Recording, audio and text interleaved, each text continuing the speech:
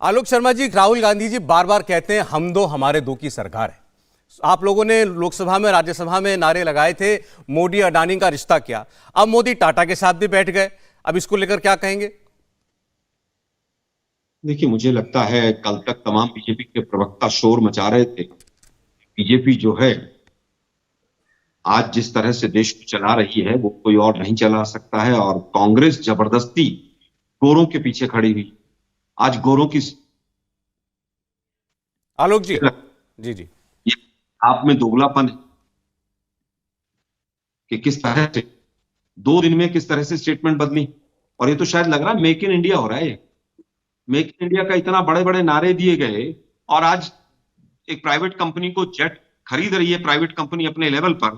बेगानी शादी में अब्दुल्ला दीवाना, क्या है वो कहावत। जी जी मोदी साहब को फंडिंग अवेलेबल कराइए।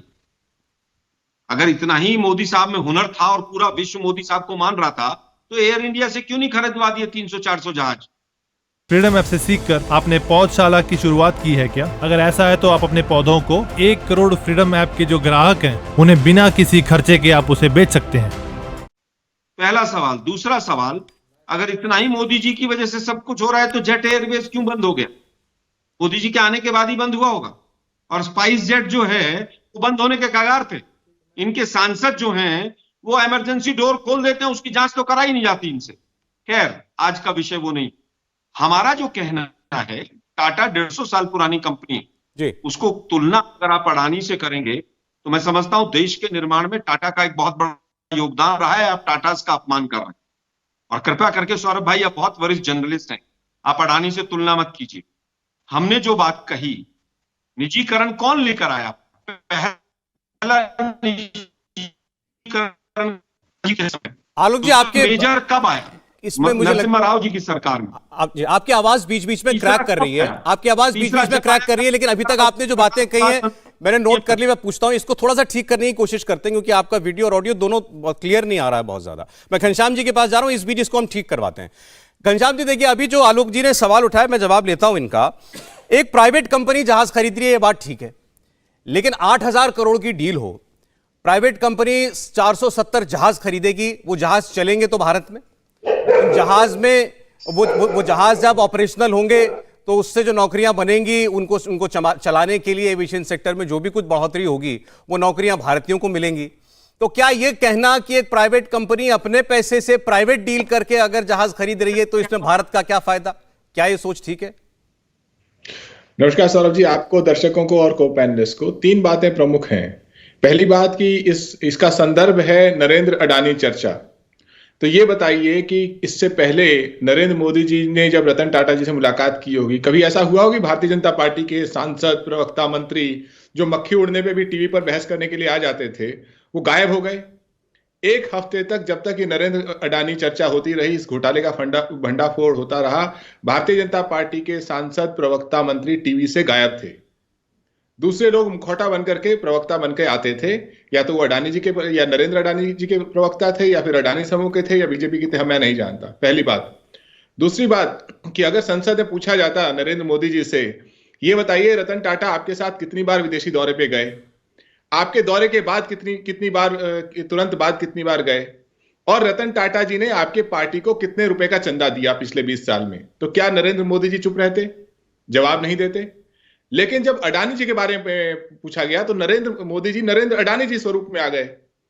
उन्होंने एक शब्द, एक बार भी जिक्र नहीं किया।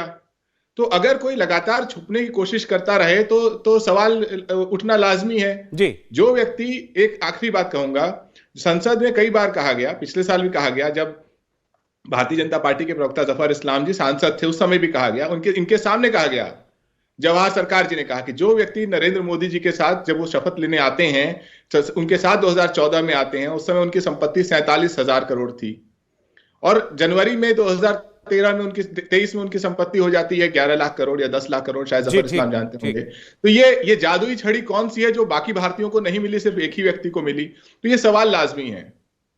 घनश्याम जी, आप अडानी को लेकर सवाल पूछना चाहते हैं, जफर इस्लाम यहां पर है, आप जरूर पूछें, वो जवाब देंगे, मुझे कोई ऐतराज नहीं है, आप उस पर जो भी सवाल पूछना चाहें। अभी जो लेकिन प्रेजेंट कॉन्टेक्स्ट पे हम बात कर रहे थे, मोदी अडानी का रिश्ता क्या, ये तो पूछा। अब जब टाटा के साथ ये बड़ी डील हो रही है, आप तो इकोनॉमी के जानकार व्यक्ति हैं, तो मैं आपसे ये समझना चाह रहा था कि क्या आज फिर ये सवाल पूछा जाएगा मोदी टाटा का रिश्ता, क्या मोदी ने डील क्यों करा दी? फ्रीडम ऐप से सीखकर आपने पौधशाला की शुरुआत की है क्या? अगर ऐसा है तो आप अपने पौधों को 1 करोड़ फ्रीडम ऐप के जो ग्राहक हैं उन्हें बिना किसी खर्चे के आप उसे बेच सकते हैं। देखिए, रतन टाटा या टाटा समूह को अडानी समूह से उसकी तुलना करना वो नेहरू जी की तुलना सावरकर से करने की तरह होगा। एक समूह ने देश निर्माण में लगातार काम किया है, न उसने एलआईसी से बैकडोर से पैसे लेने की कोशिश की, न उसके ऊपर मॉरिशियस से फंड लाने का आरोप है, न उसके अपने परिवार के लोगों के ऊपर आरोप है। और दूसरा समूह जो है, जब उस पर आरोप लगे तो उन्होंने कहना शुरू कर दिया कि Adani is India and India is Adani, और बीच में नरेंद्र मोदी जी और भारतीय जनता पार्टी चुपचाप बैठे रहे। जब भारतीय जनता पार्टी से सवाल पूछा जाता है तो कहते हैं कि मोदी इज इंडिया, जब अडानी से सवाल पूछा जाता है तो भारतीय जनता पार्टी के लोग कहते हैं कि अडानी इज इंडिया। भैया आप डिसाइड कर लीजिए, Adani is India, Modi is India, Narendra Adani is India. नहीं, आप ये कहना चाहते हैं कि अगर टाटा की कंपनी कोई निवेश कर रही है, टाटा की कंपनी अगर कहीं पैसा लगा रही है तो वो तो भारत निर्माण है, और अगर अडानी ऐसा कुछ करता है तो वो भारत का नाश है।